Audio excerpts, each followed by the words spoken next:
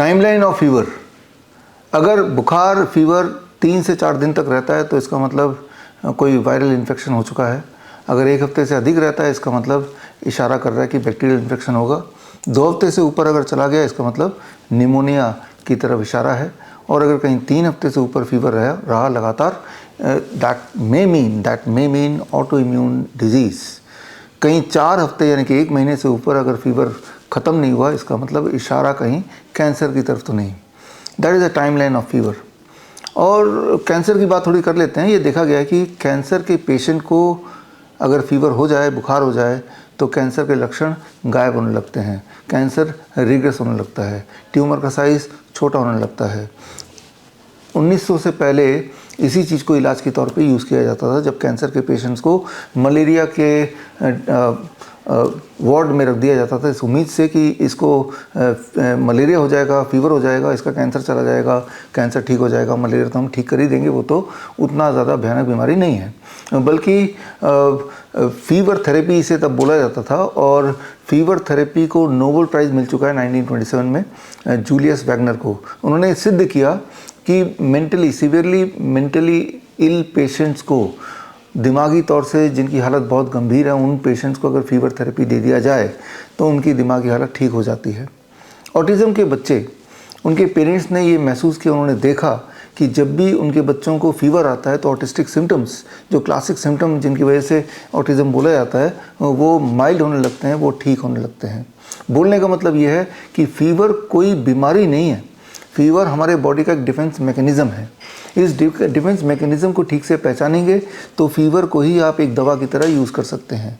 लेकिन अगर फीवर में आपने दवा ले लिया फीवर को ख़त्म करने के लिए, जैसे पैरासीटामोल वगैरह ले लेते हैं, तो एक बात बहुत क्लियर है कि जो भी वजह है फीवर की, यानी कि चाहे वो वायरल इन्फेक्शन हो, बैक्टीरियल इन्फेक्शन हो, निमोनिया हो जाना है, ऑटोइम्यून हो या कैंसर हो, वो और ज़्यादा फैलेगा, और ज़्यादा बड़ा होगा। तो यहाँ पे क्लू ये है कि फीवर में कभी भी गलती से पैरासीटामोल ना लें। अभी 22 सितंबर को ट्रंप का एक प्रेस कॉन्फ्रेंस हुआ जहाँ उन्होंने खुलासा किया कि अगर प्रेग्नेंट वुमेन को फीवर के दौरान या प्रेग्नेंट वुमेन को प्रेगनेंसी के दौरान पैरासीटामोल दे दिया जाए या दे देते हैं तो उससे उनके आने वाले बच्चे में ऑटिज़म के चांसेस कई गुना बढ़ जाते हैं।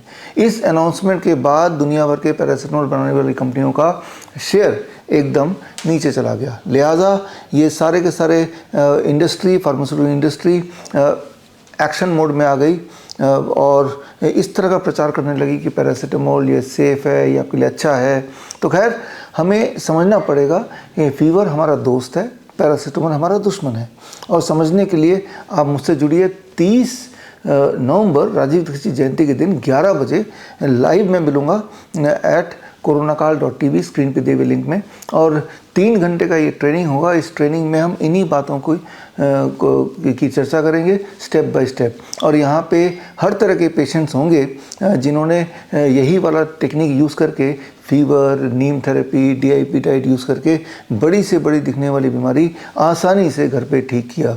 इनमें कैंसर के पेशेंट्स होंगे, किडनी पेशेंट्स होंगे, हार्ट पेशेंट होंगे, थायराइड के पेशेंट होंगे, डायबिटीज़ के पेशेंट होंगे और मुख्यतः ऑटिज़म के पेशेंट होंगे। ऑटिज़म के ऐसे बच्चे, ADHD के ऐसे बच्चे, attention deficit hyper activity disorder, जिनको डॉक्टर्स ने बोल दिया था कि ये बच्चे कभी भी नॉर्मल नहीं हो पाएंगे और उनकी हालत ऐसी ही ज़िंदगी भर रहने वाली है। उन्होंने जब ये प्रोटोकॉल्स फॉलो किए, घर पे उनके पेरेंट्स ने कराया, तो बच्चे पूरी तरह ठीक हो गए, पूरी तरह। और ऐसे बच्चे वहाँ पे होंगे हमारी ट्रेनिंग में। आप ऑनलाइन जुड़ेंगे तो उनसे मिल पाएंगे और उनके एक्सपीरियंसेस से आप ये समझेंगे कि किस प्रकार, चाहे वो मेंटल इलनेस हो, चाहे वो फिज़िकल इलनेस हो, आसानी से घर बैठे ही ऑलमोस्ट फ्री में या पूरी तरह मुफ्त में ठीक किया जा सकता है बिना किसी साइड इफ़ेक्ट के।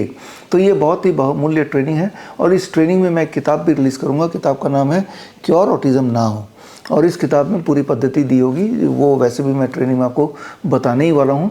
और साथ में मैं पेश करूँगा 1001 ऑटिज़म और ADHD के बच्चों का केस स्टडी, जिन्होंने ये प्रोटोकॉल फॉलो करके अपने आप को इस जाल से बाहर निकाला है पूरे सबूतों के साथ। तो खैर मैं वेट करूँगा 30 नवंबर को सुबह 11 बजे ऑनलाइन आपसे जुड़ने के लिए। ऑल द बेस्ट, मिलते हैं, धन्यवाद, जय हिंद। बड़ी से बड़ी बीमारी का आसान से आसान इलाज घर बैठे ही हो सकता है। अधिक जानकारी के लिए कांटेक्ट करें nearest doctor BRC clinic @home।